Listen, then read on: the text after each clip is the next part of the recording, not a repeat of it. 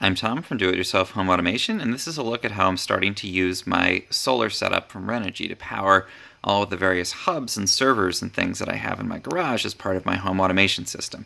So you can see I've got over here my Philips hub, I've got my Rainforest Eagle monitor, my Google Wi-Fi, Smarthings, all kinds of different devices, my switch running there, and then over here I have the charge controller for my Renogy solar panels, and those are up on my roof. I have about 250 watts of panels right now. They're in shade, so they're not generating that much power.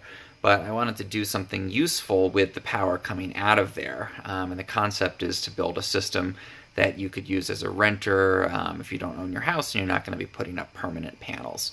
So the power comes in, it's charging a battery over here. I've got a Renogy inverter turning that into 120 volts, and then the question is, what do you do with that power? And I've used it to power laptops, to power computers, and that kind of thing.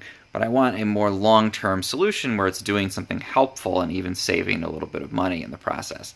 So what I've started to do is connect up all of these different hubs, which draw little bits of power over time, to the solar system so that they are using the power I'm generating for free from the sun.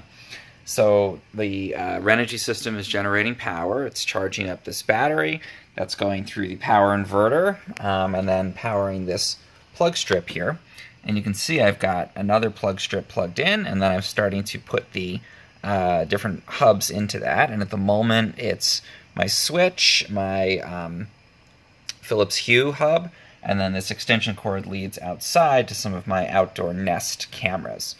And all told, those are generating, let's see, those are using about 6 watts at 120 volts. I'm trying to get that up maybe to more like 20 watts, so plugging in more of these hubs. And that's all being taken in from my solar system. Now the key is you want to have enough reserve power. This is a 120 amp hour battery. Say I'm using 12 watts. If I got up to 12 watts, just to simplify things, that would be 1 amp. So I could run the system, if I only want to discharge this battery halfway, I could run the system for 60 hours on battery and be fine. So you want to have a good amount of reserve like that. And then obviously when the sun's shining, 250 watts are being generated here, so it's way more than enough to power the little trickle that's coming out of this. So I'm going to keep plugging hubs in and just see where I can reach the point where even if there's a cloudy day or anything like that, I still have enough reserve power to keep everything running 24/7 and generate power during the day.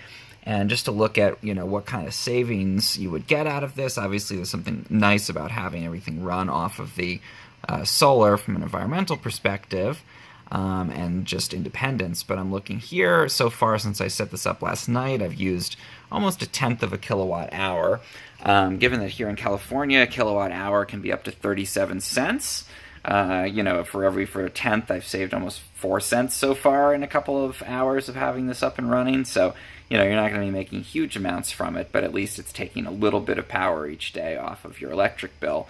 And ultimately, that's something that could start to pay for some of the hubs or the panels, that kind of thing, over a longer time period. So I'm going to put more hubs on this. We'll see where we can reach a balance of power draw and reserve power in the system. And that's my solar-powered home automation hubs. If you found this helpful in any way, please subscribe to my channel. It really helps.